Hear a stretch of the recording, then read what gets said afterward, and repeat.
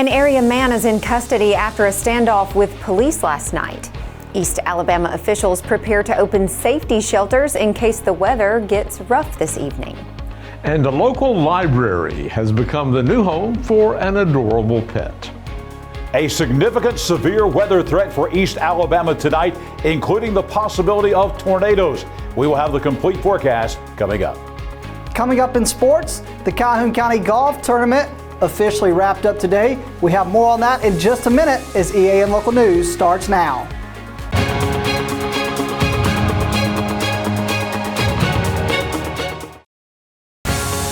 This segment of EAN Local News is brought to you by Oxford Lumber. Come visit any of our locations in Oxford, Jacksonville, Talladega, and Roanoke.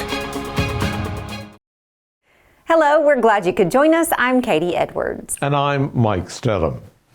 One male suspect is in custody following a domestic dispute Monday night in Piedmont. City police and Calhoun County deputies responded to a domestic call in the 100 block of Taylor Street, where they found that a man had barricaded himself in the house with a woman and 4 children. Officers say the situation was resolved with no injuries and the suspect was arrested and taken into custody. The case is still under investigation by Piedmont Police and the Sheriff's Office, and more details are expected to be released soon. Piedmont Police Chief Nathan Johnson thanked the Sheriff's Office and said the 2 departments worked together as a team to make sure everyone was safe and no one was injured. The roads around the home where the incident took place have been reopened and neighbors were allowed to return to their homes. Previous residents of the Anniston Housing Authority who paid the city's garbage fee from January 1st, 2017 to June 30th, 2023 are now eligible for a utility rebate. To start the process of receiving that rebate, the former residents may send an email to garbagecredit@annistonhousing.org or mail a written request to P.O. Box 2225 Anniston, Al. 36202. Shazman Gullett has more information, and she can be reached at 256-236-1575, extension 112. City officials say the former residents must provide all necessary documentation and meet the eligibility criteria that are outlined by the Anniston Housing Authority. The Calhoun County Emergency Management Agency says confidence is growing regarding the potential for severe storms packing damaging winds up to about 70 miles per hour, large hail, and even tornadoes this evening. The conditions are ripe for these storms to develop and intensify. EMA officials recommend that East Alabama residents take time to review their safety plans. They suggest identifying a shelter area, keeping emergency supplies handy, and having a communication plan with loved ones. Residents can sign up for free text alerts by texting Calhoun EMA to 888-777. They can also sign up for the Everbridge alert system that has the capacity of sending text messages, phone calls, and emails. Details are available on the EMA's website. John Holder will be along later in this newscast with a more detailed information about tonight's severe weather threat. And when we come back, a cat named Dewey has found a home at a local library. For over 60 years, Oxford Lumber has been servicing our area, and our customer service has always been our main focus. Our customer service is what sets us apart from anyone else. From the moment you enter, our highly trained staff will treat you like family. To enthusiastically provide total customer satisfaction within a positive and self-fulfilling employee relations environment. Visit us at any of our 4 locations or at oxfordlumber.com. Segment of EAN Local News is brought to you by Waldrop Manufacturing, metal buildings made right here in Calhoun County.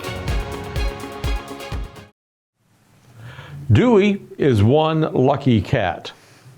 He was found on November 1st last year, lying in the bushes outside the Anniston Calhoun County Library. He was flea infested with infected eyes and was quickly taken to a vet's office for treatment. Afterward, the library made plans to foster Dewey and then find him a forever home through adoption. However, he developed more health issues and had to be taken back to the vet, where he was diagnosed and treated for lungworms. Just before Christmas, the library found out that Dewey had also tested positive for feline immunodeficiency virus, so the decision was made to keep him in the library cat. Despite his rough start in life, Dewey has now found a safe home and has made lots of new friends among the library's patrons. Library Director Teresa Kaiser says the community has rallied around him and made sure all of his needs are being met. Everything for Dewey has been paid for. His vet bills, all of his toys, his condos, everything has been crowdfunded, for lack of a better word, just through donations that people wanted to give, through his Amazon wish list. Everything has been provided for him. The library has not had to put out any funds for his upkeep. Kaiser says Dewey has become one of the library's most popular attractions, with patrons of all ages stopping by to see him on a regular basis. Dewey has almost become an ambassador for the library. He makes a post on Facebook every night and tells what his day has been like. So he has a lot of followers. He has a lot of visitors. We've had visitors come up from Florida to see him. We've had visitors from South Carolina, from Tennessee. So we've had visitors from all over Alabama also who come and visit him, along with the locals who come to see him. At story time, he's a big sensation with the kids who get to walk down the hall on their way to story time, so they like to stop by and say hello to Dewey, and some of them come in and pet him.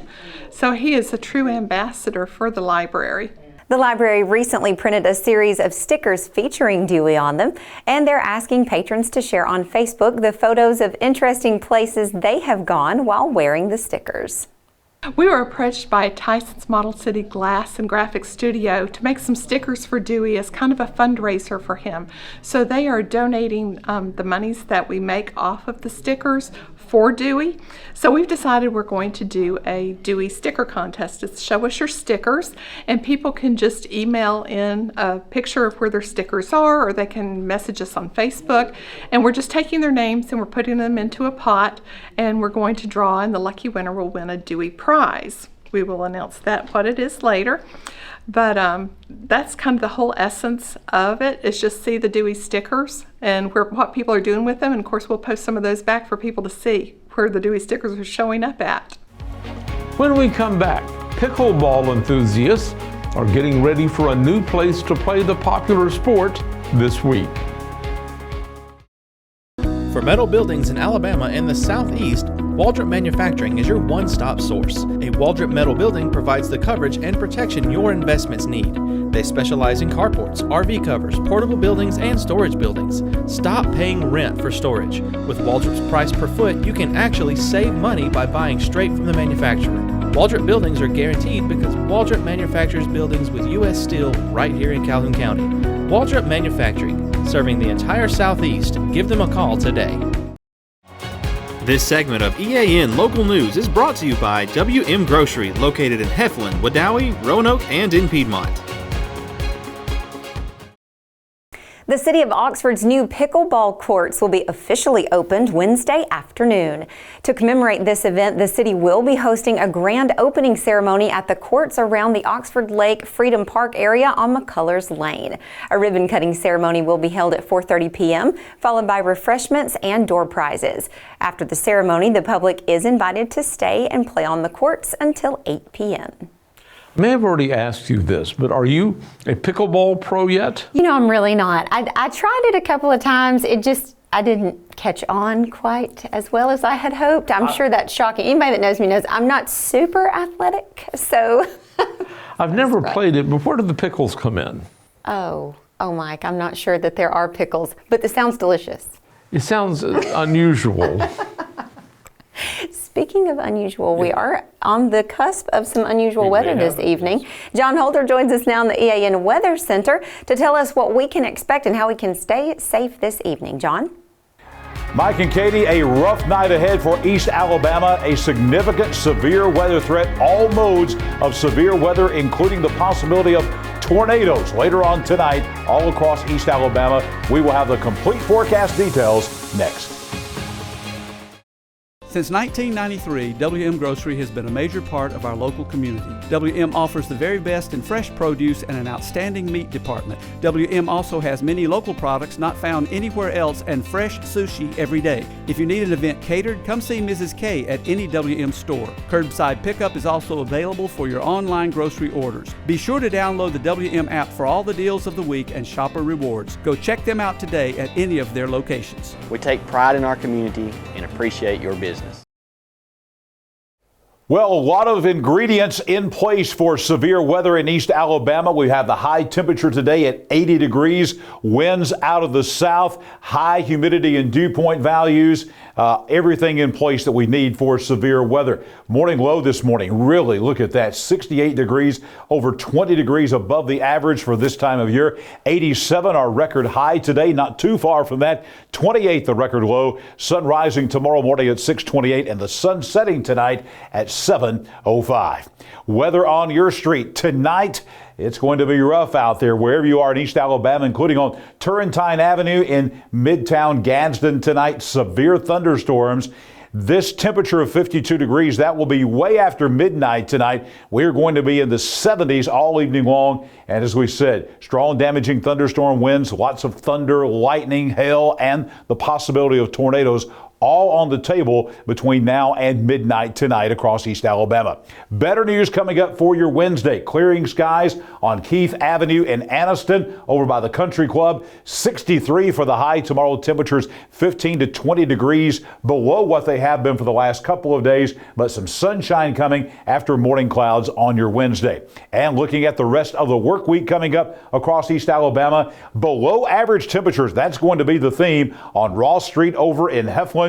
Temperatures are going to be in the 60s for highs. That's below average for this time of year. Nighttime lows by the end of the week will actually be back down in the 30s. Don't be surprised if we have some more frost advisories coming later on in the week. Here is the 7-day forecast for all of East Alabama. Again, tonight the severe weather threat, then no rain all the way through the end of the work week and into the weekend. Temperatures way below the average by about 10 degrees for this time of year. Nighttime lows below average as well. Then we start warming up again by Saturday. Saturday we're back into the mid-60s. By Sunday we're back in the mid-70s, and we stay in the mid-70s next week. Maybe another chance of some rough weather coming in about a week across East Alabama. But the big story is the severe weather. As we hone in on what's going to happen tonight, here's the threats. This is what we're looking at, an enhanced risk. This is a level 3 out of 5 levels of severe weather all across most of Alabama. This has been a threat that has evolved throughout the day,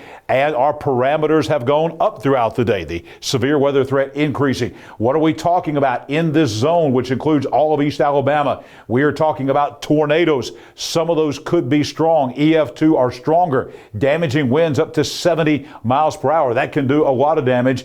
Ping pong size hail as well. We've already got a tornado watch up in the Tennessee Valley. We expect tornado watches here in East Alabama later on tonight, but it's going to be about 6 p.m. till midnight. Really looks like the sweet spot may be in that 7 to 11 time frame for us here in East Alabama. Down in the southeast part of the state, they will be dealing with this in the early morning hours. But again, all modes of severe weather going to be possible. Keep an eye to the sky later on tonight across East Alabama. I'll be back here tomorrow morning for your Wednesday Day at a Glance. I'll be back here tomorrow night with EAN Local News as we take a look at everything happening for the weather for the rest of the work week across East Alabama. Well, we have county champions crowned in Calhoun County in golf, both boys and girls. Namath Pitts has all the details right now in sports. Namath. Thanks, John. The Calhoun County Golf Tournament wrapped up today. White Plains was in the lead after day 1. Let's see if that result stayed the same. Here's the action from Pine Hill Country Club in White Plains, where Pine Hill was the host course of the Calhoun County Golf Tournament. Also the host course for White Plains. There is Sawyer Edwards. Sawyer Edwards was in the lead after day 1, and he would end up being the individual champion on the boys' side. Here's Isabel Rogers, who was in the lead for the girls after day 1, and she would end up being the individual champion for the girls.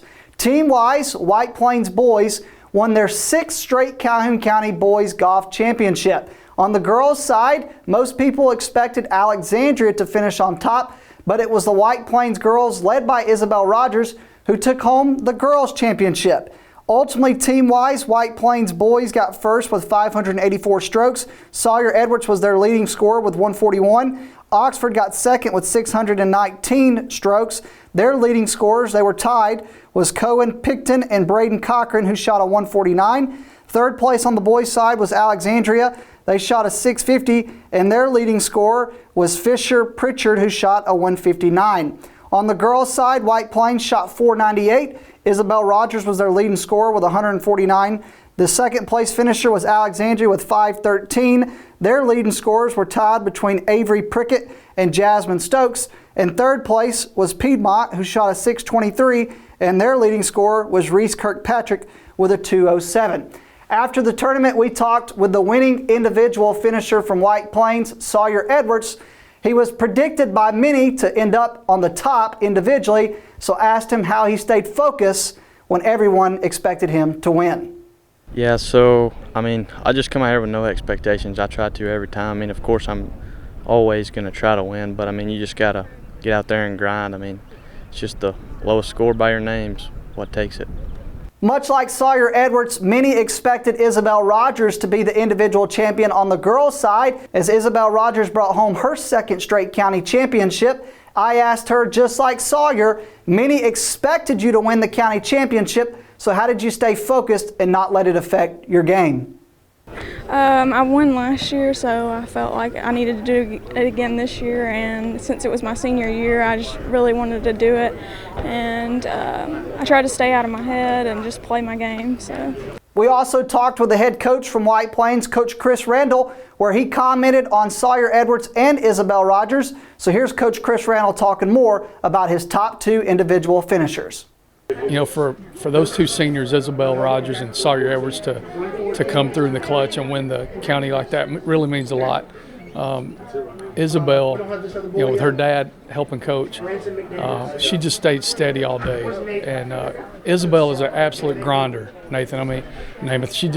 She works and she works and she works. She never gets frustrated. You can't tell if she makes double bogey or a birdie. And for her to win it again this year means the world. And then Sawyer, I know Sawyer's a senior, but it's like he's a grizzled veteran.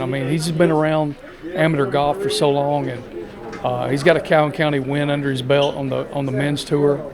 But this means the world to him to win the county championship for the second time. He won it as a sophomore, and then Nick Ledbetter from Weaver won it last year. And for Sawyer to come back his senior year and get it, it just means the world.